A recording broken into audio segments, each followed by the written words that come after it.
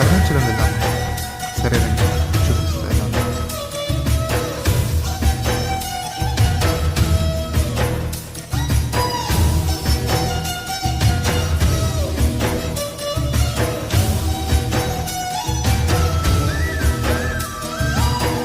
కూచిపూడి అన్న పదం కొత్త ఆట నేర్చిందా, పగలాంటి లేత పదం పాఠశాలగా, కూనలమ్మ జానపదం పల్లె దాటి వచ్చిందా, చవళిల జానతనం పాట చూపగా.